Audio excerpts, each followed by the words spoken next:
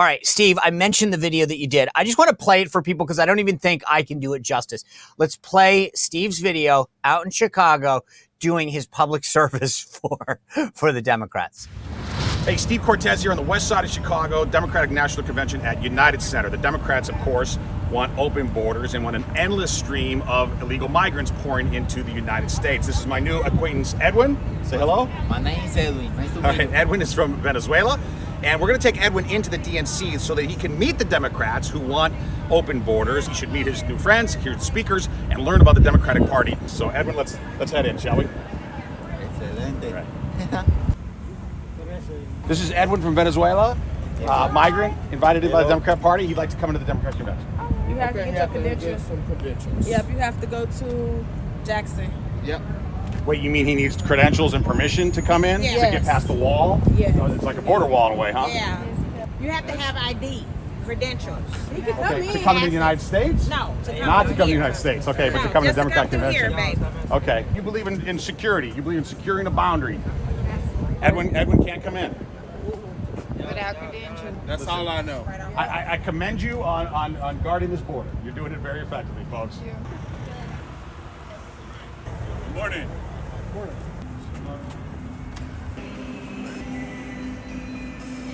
Hi there. We would like to get some credentials for Edwin. Come on, Edwin. Edwin is from Venezuela. I am right. So we tried to get Edwin into the convention.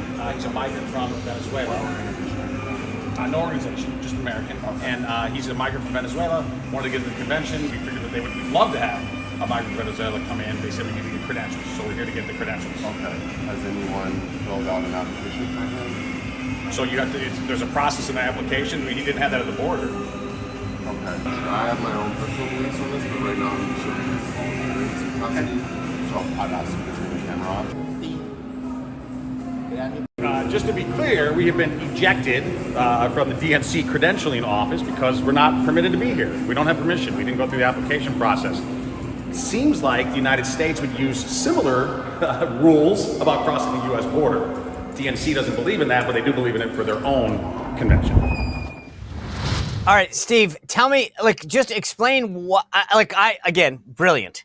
The thing that I love is that you, at every moment, explained how hypocritical it was. Right. And I was like, it was intuitive, but you pulled it out of them. You pulled the string, led them to water, if you will.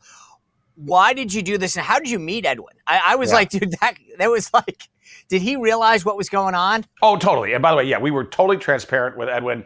He knew exactly what we were doing. I speak okay Spanish, but we had a translator there who speaks very good Spanish, so that we made sure he understood exactly what he was doing. Here's where we met Edwin. There's a place called the Standard Club in Chicago, which used to be a very elite private city club, mostly Jewish membership. It closed down during the pandemic, during the COVID crisis. It is now a migrant dorm. It's full of Venezuelans. It's incredible to me, by the way. I mean, it boggles my mind as a former Chicagoan that this former elite private club is now a migrant hotel that we pay for, a migrant dorm that we pay for them to live. So I found Edwin outside there, and I knew there's always migrants there. I come to Chicago a lot, even though I don't live here anymore. They're typically outside most of the time, quite honestly, smoking and drinking, not up to very much good outside of the hotel. And that's where we found Edwin and got him to come with us then, not very far from there, to the near west side of Chicago, to the United Center. And I wanted to make the point because, of course, I knew he would be refused, and he should be refused, right? He does not have credentials, nor did I, to get in properly, right? But it's okay for the DNC to have rules, to have a border that is heavily guarded with guns, with walls, with rules. That's okay for the DNC, but it's not okay for the United States. So I thought it was important for us to highlight that duplicity and show it to the world. Thankfully, Elon Musk responded a couple times, to actually 2 different instances, to my video, which really made it go viral, and it has had millions and millions of views. But we need to expose this to the world. And by the way, Edwin, just so you know too, great guy. I mean, we had wonderful conversations, and I don't blame him. I want to make that point too. I don't blame the migrants. They're making a rational choice. If I'm in Venezuela or if I'm in Guatemala and I know that Joe Biden is not just inviting me into the United States, but is actually incentivizing me, that I'm going to be welcomed, I'm going to be paid for, and I'm going to have an opportunity to be an American at some point. If Kamala Harris wins, that will happen. These people will be amnestied. I'm going to make that choice. That's a rational choice. I don't blame the migrants. I blame the Democrats. I blame Joe Biden. I blame Kamala Harris. I blame the DNC for this crazy duplicity. They want these people flooding into our country, but not their celebration in Chicago. There's no question in my mind that this is going to be the deciding issue this election, much in the same way in 2016 it was what I think put Donald Trump over the top. And it's precisely the hypocrisy that Steve is pointing out with this incredible video that is on display, not just at the Democratic National Convention, but all over the country, frankly, in terms of how they operate. And if you're Donald Trump, I think this is where you can have your greatest strength against Kamala Harris, particularly as he prepares for their debate on September 10th. You need to show the contrast between what Trump was able to do as president when it came to securing the border, not only with the policies, but the physical wall, and what Kamala Harris decided to do, which was largely be MIA when she was given responsibility as the border czar. And so, Sean, I think if you are able to isolate that issue, even maybe more so than the economy and inflation, where she's shown more strength than Joe Biden, I think that it gives the American people a strong signal of where each of these candidates is headed in the future. Yeah, I agree with that. And especially when it comes to women's rights. So Kamala, it was all supposed to be this rah-rah feminist thing. But Kamala Harris's border policies are sexist and harmful to women, depending on which report you're looking at, Amnesty International or what have you. They say between 60 to 70% of women will be sexually assaulted trying to cross the border. Some say 30%, regardless, 30 to 70%. The fact that we don't even know is also disturbing. But I've never once in my life, as someone who works on women's rights issues, I've never heard Kamala Harris or frankly any Democrat really champion this issue on the border as a women's rights and a human rights issue. The fact that sexual violence is normalized, human trafficking is normalized along our southern border, it's disgusting. And the hypocrisy is just so blatant. And that's why for the first time since 2001, almost a quarter century now, according to Gallup, when they've been tracking this, it's the highest number of Americans who say that illegal immigration is a critical threat to our country. So I agree with Rob that this is a signature keystone issue. And the fact that Tim Walz embraces sanctuary cities, he embraces sanctuary states, the Republicans should be hammering both of them on this. Can I ask you guys, like, Rob, you said this is the most important issue. And I'm with you. Like, I think immigration to me is so many issues in one word, right? It's a safety issue.